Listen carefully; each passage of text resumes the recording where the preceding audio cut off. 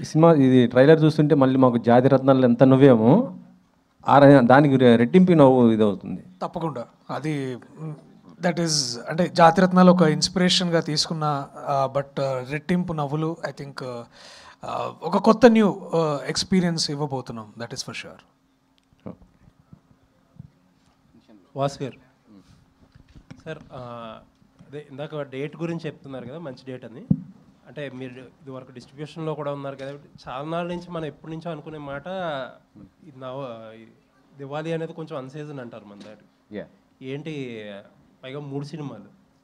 Yes అండి, అంటే దివాళీ తర్వాత వచ్చే కార్తీక మాసం ఎప్పుడు కూడా తెలుగులో కొంచెం అన్సీజన్గానే ఉంటుంది. బికాజ్ ఆఫ్ జనాలు ఎక్కువ మాలలు అండ్ గుడులు అండ్ ఎక్కువ ట్రావెల్లో ఉంటారు జనరల్లీ నక్షత్రాలకి కానీ ఎన్నిటికి.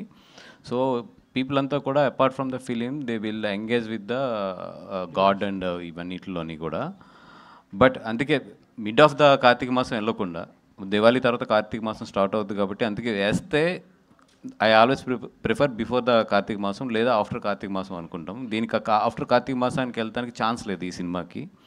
సో అందుకనే కొంచెం బిఫోర్ వద్దామని చెప్పి అంత స్ట్రిక్ట్గా అంత కాంపిటీషన్లో కూడా నిలబడవలసి వస్తుంది. ఇప్పుడు ఏంటిది, ఇది కూడా డిజిటల్ ఆబ్లిగేషన్ అంటారా? యా, అన్ని రకాలు ఉన్నాయండి. ప్రొడ్యూసర్స్ లాక్ అవుతాం కదా కొన్ని డేట్ల దగ్గర. మా ఇప్పుడు అంత ఈజీగా చేంజ్ చేసుకోలేము, మీరు వరకు అంత ఈజీగా డెసిషన్ తీసుకోలేము డేట్ చేంజ్కి. ఓకే, ఆల్ ది బెస్ట్ అండి. థ్యాంక్ యూ అండి. వరుసగా